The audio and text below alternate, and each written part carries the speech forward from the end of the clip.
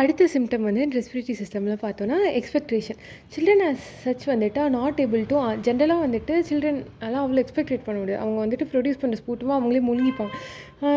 They swallow the respiratory secretions. Older children தான் with chronic respiratory problems may be able to bring out the எக்ஸ்பெக்டேஷனை கொண்டு வர பார்ப்பாங்க. So common cause of significant expectation include எதெல்லாம் bronchiectasis due to various causes. Bronchiectasis வந்துட்டு எந்த காசஸ்னாலே இருக்கலாம். Lung abscess, bronchitis, asthma and tuberculosis. Okay, so asthma, tuberculosisலாம் லைக் ஜென்ரலாகவே காமன் எக்ஸ்பெக்டேஷனோட தான் காஃப் வரும்.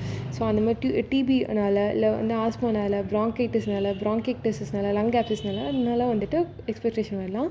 இந்த நேச்சர் அந்த லைக் எவ்வளோ எக்ஸ்பெக்டேஷன் வருது அது வந்துட்டு give a clue about the respiratory disease. Further investigation such as like அந்த ஸ்பூட்டம் எடுத்து இல்லை ஸ்பூட்டம் எடுக்க முடியலன்னா அது லவாஜ் கேஸ்ட்ரிக் லவாஜ் பண்ணி எடுத்து அதில் எவ்வளோ செல் கவுண்ட் இருக்குது கிராம் ஸ்டெயினிங் பண்ணி பார்க்கலாம். Culture like and acid fast staining எல்லாம் வந்துட்டு பண்ணி பார்க்கலாம். இட் வில் ஹெல்ப் இன் டயக்னோசிஸும் அண்ட் அதோட ட்ரீட்மெண்ட்டை ஃபர்தராக ப்ரொசீட் பண்ணுறதுக்கு அந்த ஸ்பூட்டம் வந்துட்டு ஹெல்ப்ஃபுல்லாக இருக்கும். அடுத்தது ஹீமோப்டைசிஸ். ஹீமோப்டைசிஸ்னு என்னது? பிளட் ஸ்டெயின்டாக வரக்கூடிய எக்ஸ்பெக்டேஷன். ஒரு பிளட் ஸ்டெயின் ஸ்பூட்டம் தான் ஹீமோப்டைசிஸ். சில்ட்ரன் வந்துட்டு லைக் ஸ்பூட்டமே கொண்டு வர முடியாது. ஸோ பிளட் ஸ்டெயின் ஸ்பூட்டமும் ரொம்பவே ரேர் தான். So therefore haemoptysis is clinical symptom in children வந்துட்டு like it is less common.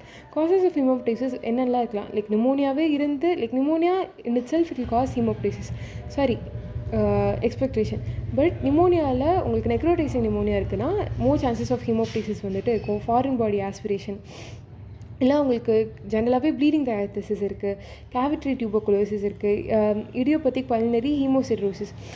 பாருங்களேன் எல்லாமே ஒரு மாதிரி லைக் சிவியர் கண்டிஷன்ஸை நோக்கி necrotizing pneumonia, cavitary tuberculosis, idiopathic pulmonary haemosiderosis இருக்குது.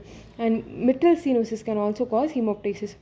ஏன்னா அது அப்படியே வந்துட்டு ரிவர்ஸில் போய் லங்ஸ் அஃபெக்ட் பண்ணி பல்னரி ஹைப்பர்டென்ஷன் அந்த மாதிரி வர வச்சு. So mitral stenosis can also cause haemoptysis. Dilated cardiomyopathy, Goodpasture's syndrome and vasculitis. Goodpasture's சிண்ட்ரோமில் தான் லைக் குட் பேச்சஸ் சிண்ட்ரோமில் உங்களுக்கு வந்து type 2 hypersensitivity reaction. So glomerular basement மெம்பரேனை அஃபெக்ட் பண்ணும் அண்ட் லங்கோட பேஸ்மெண்ட் மெம்பரேன், ஆல்வேலர் பேஸ்மெண்ட் மெம்பரேனை affect பண்ணும். அண்ட் வாஸ்குலைட்டிஸ் சிண்ட்ரோம் இது எல்லாத்துலேயுமே ஹீமோப்டைசிஸ் வந்துட்டு வரும்.